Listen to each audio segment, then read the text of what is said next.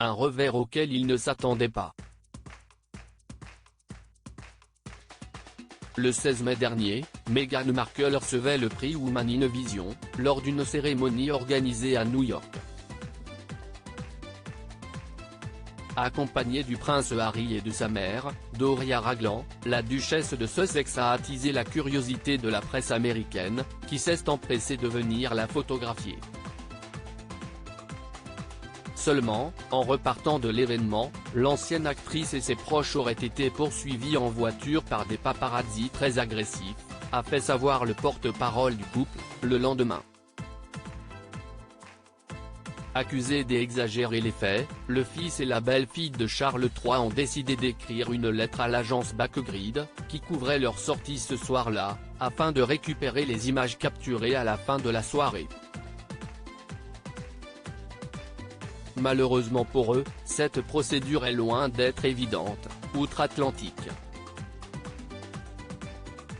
Sur Twitter ce vendredi 19 mai, Candace Owens, une personnalité politique américaine proche de Donald Trump, a publié la réponse de l'agence au Sussex. En Amérique, comme vous le savez certainement, la propriété appartient à son propriétaire, les tiers ne peuvent pas exiger qu'elle leur soit donnée, comme peuvent le faire les rois, est-il notamment écrit, faisant s'envoler tous les espoirs de Meghan et Harry de mettre la main sur les photos de leur course-poursuite.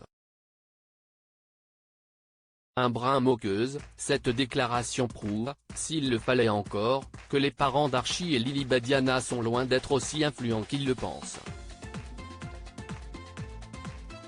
Supérieur à Harry et Meghan Markle, les 100 moments marquants de leurs 5 ans de mariage et Meghan et Harry reçoivent un cours de droite express manifestement sûr de son coup, l'agence de presse ose même donner un conseil à l'avocat du prince et de son épouse.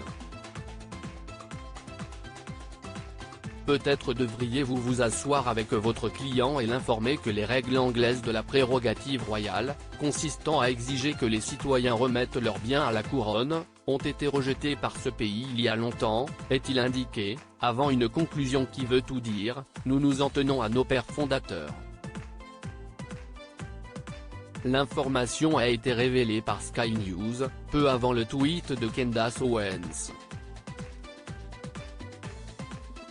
Malgré les différents témoignages et versions s'opposant dans cette affaire, le service de sécurité des Sussex aurait confirmé à la chaîne d'information qu'au moins 15 feux ont été ignorés par des paparazzi conduisant agressivement et mal en voiture et à vélo, lors de la soirée. Si est pourquoi, toujours selon le porte-parole du couple, ils auraient mis 2 heures à regagner leur lieu de résidence à New York.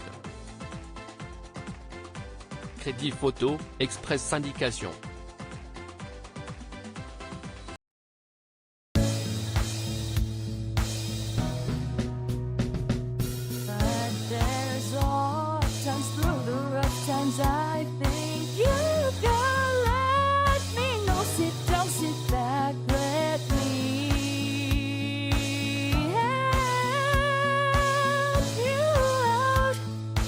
Step